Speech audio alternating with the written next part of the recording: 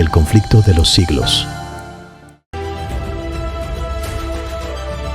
El conflicto de los siglos, capítulo 5. El heraldo de la Reforma.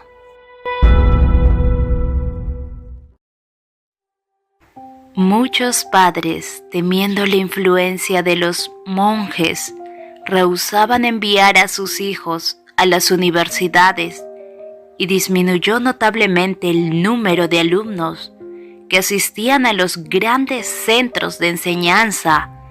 Así decayeron estos planteles y prevaleció la ignorancia.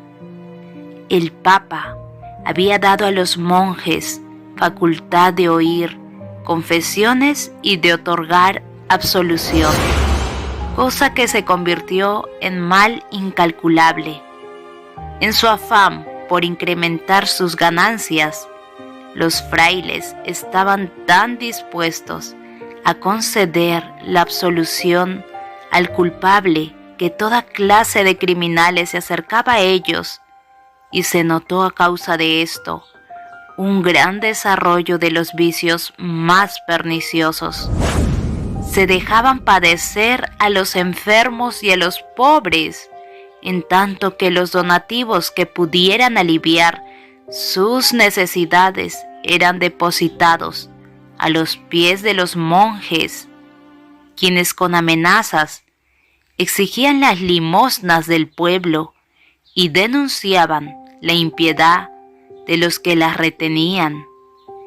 Y a pesar de su voto de pobreza, la riqueza de los frailes iba en constante aumento, y sus magníficos edificios y sus mesas suntuosas hacían resaltar más la creciente pobreza de la nación.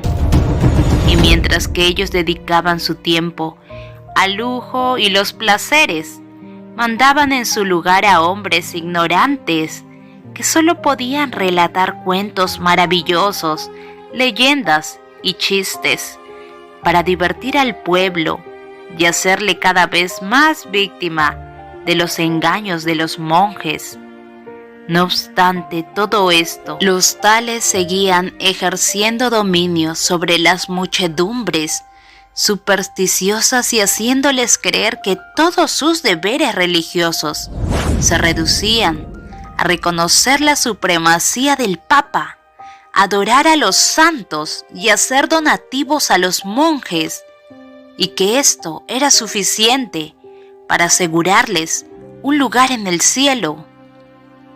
Hombres instruidos y piadosos se habían esforzado en vano por realizar una reforma en estas órdenes monásticas, pero Wycliffe, que tenía más perspicacidad, dirigió sus golpes a la raíz del mal, declarando que de por sí el sistema era malo y que debería ser suprimido.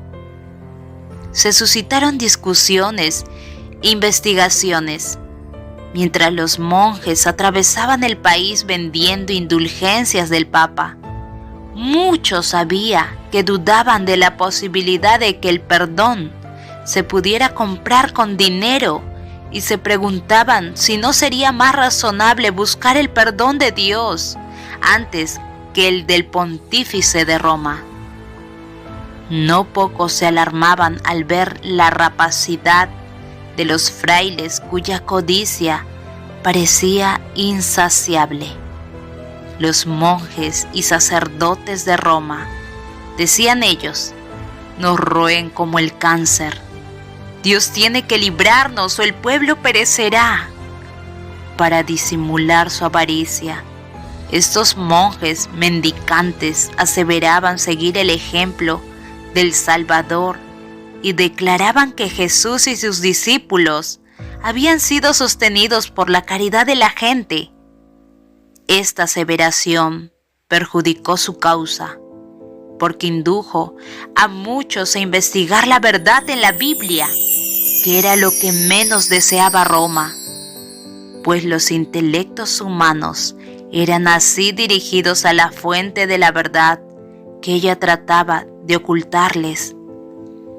Wycliffe comenzó a publicar folletos contra los frailes, no tanto para provocarlos a discutir con él como para llamar la atención de la gente hacia las enseñanzas de la Biblia y hacia su autor. Declaró que el poder de perdonar o de excomulgar no le había sido otorgado al Papa en grado mayor que a los simples sacerdotes, y que nadie podía ser verdaderamente excomulgado mientras no hubiese primero atraído sobre sí la condenación de Dios. Y en verdad que Wycliffe no hubiera podido acertar con un medio mejor de derrocar el tremendo dominio espiritual y temporal que el Papa levantara y bajo el cual millones de hombres gemían cautivos en cuerpo y alma. Wycliffe fue nuevamente llamado a defender los derechos de la corona de Inglaterra contra las usurpaciones de Roma, y habiendo sido nombrado embajador del rey, pasó 2 años en los Países Bajos conferenciando con los comisionados del Papa. Allí estuvo en contacto con eclesiásticos de Francia, Italia y España, y tuvo oportunidad de ver lo que había entre bastidores y de conocer muchas cosas que en Inglaterra no hubiera descubierto. Se enteró de muchas cosas que le sirvieron de argumento en sus trabajos posteriores. En aquellos representantes de la corte del Papa, leyó el verdadero carácter y las aspiraciones de la jerarquía. Volvió a Inglaterra para reafirmar sus anteriores enseñanzas con más valor y celo que nunca, declarando que la codicia, el orgullo y la impostura eran los dioses de Roma. Hablando del Papa y de sus recaudadores, decía en uno de sus folletos: ellos sacan de nuestra tierra el sustento de los pobres y miles de marcos al año del dinero del rey a cambio de sacramentos y artículos espirituales, lo cual es maldita herejía simoníaca, y hacen que toda la cristiandad mantenga y afirme esta herejía. Y a la verdad, si en nuestro reino hubiera un cerro enorme de oro y no lo tocara jamás hombre alguno, sino solamente este recaudador sacerdotal, orgulloso y mundano, en el curso del tiempo el cerro llegaría a gastarse todo entero, porque él se lleva cuanto dinero hay en nuestra tierra y no nos devuelve más que la maldición que Dios pronuncia sobre su simonía. Poco después de su regreso a Inglaterra, Wycliffe recibió del rey el nombramiento de rector de Lutherworth. Esto le convenció de que el monarca, cuando menos, no estaba descontento con la franqueza con que había hablado. Su influencia se dejó sentir en las resoluciones de la corte tanto como en las opiniones religiosas de la nación. Pronto fueron lanzados contra Wycliffe los rayos y las centellas papales. 3 bulas fueron enviadas a Inglaterra, a la universidad, al rey y a los prelados, ordenando todas que se tomaran inmediatamente medidas decisivas para obligar a guardar silencio al maestro de herejía.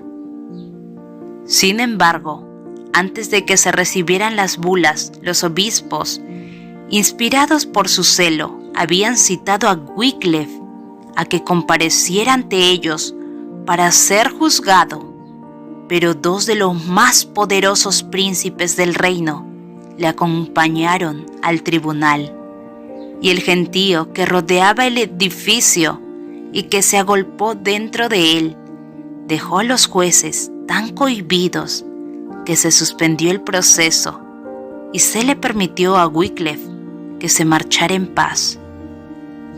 Poco después, Eduardo III, a quien ya entrado en años procuraban indisponer los prelados contra el reformador, murió, y el antiguo protector de Wycliffe llegó a ser regente del reino. Pero la llegada de las bulas pontificiales impuso a toda Inglaterra la orden perentoria de arrestar y encarcelar al hereje. Esto equivalía a una condenación a la hoguera. Ya parecía pues Wycliffe destinado a ser pronto víctima de las venganzas de Roma. Pero aquel que había dicho a un ilustre patriarca: no temas, yo soy tu escudo, Génesis 15:1, volvió a extender su mano para proteger a su siervo. Así que el que murió no fue el reformador, sino Gregorio XI, el pontífice que había decretado su muerte, y los eclesiásticos que se habían reunido para el juicio de Wycliffe se dispersaron. La providencia de Dios dirigió los acontecimientos de tal manera que ayudaron al desarrollo de la Reforma. Muerto Gregorio, eligiéronse dos papas rivales, dos poderes en conflicto, cada cual pretendiéndose infalible. Reclamaban la obediencia de los creyentes. Cada uno pedía la ayuda de los fieles para hacerle la guerra al otro, su rival, y reforzaba sus exigencias con terribles anatemas contra los adversarios y con promesas celestiales para sus partidarios. Esto debilitó notablemente el poder papal. Mucho tenían que haber ambos partidos rivales para pelear uno con otro, de modo que Wycliffe pudo descansar por algún tiempo. Anatemas y recriminaciones volaban de un papa al otro, y ríos de sangre corrían en la lucha de tan encontrados intereses. La iglesia rebosaba de crímenes y escándalos. Entre tanto, el reformador vivía tranquilo, retirado en su parroquia de Lutherworth, trabajando diligentemente por hacer que los hombres apartaran la atención de los papas en guerra uno con otro y que la fijaran en Jesús, el príncipe de paz. El cisma, con la contienda y corrupción que produjo, preparó el camino para la Reforma, pues ayudó al pueblo a conocer el papado tal cual era. En un folleto que publicó Wycliffe sobre el cisma de los papas, exhortó al pueblo a meditar. Si ambos sacerdotes no decían la verdad al condenarse uno con otro como anticristos, Dios, decía él, no quiso que el enemigo siguiera reinando tan solo en uno de esos sacerdotes, sino que puso enemistad entre ambos para que los hombres, en el nombre de Cristo, puedan vencer a ambos con mayor facilidad. Como su maestro, predicaba Wycliffe el Evangelio a los pobres, no sintiéndose por satisfecho con hacer que la luz brillara únicamente en aquellos humildes hogares de su propia parroquia de Lutherworth. Quiso difundirla por todos los ámbitos de Inglaterra. Para esto, organizó un cuerpo de predicadores, todos ellos hombres sencillos y piadosos, que amaban la verdad y no ambicionaban otra cosa que extenderla por todas partes. Para darla a conocer, enseñaban en los mercados, en las calles de las grandes ciudades y en los lugares apartados. Visitaban a los ancianos, a los pobres y a los enfermos, impartiéndoles las buenas nuevas de la gracia de Dios.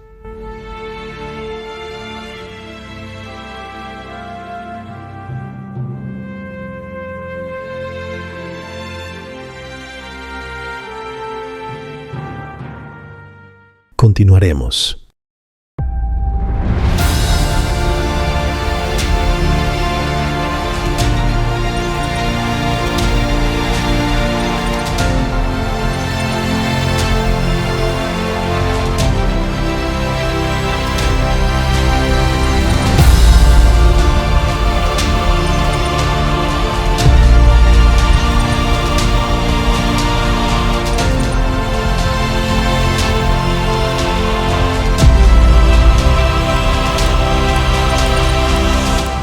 El conflicto de los siglos.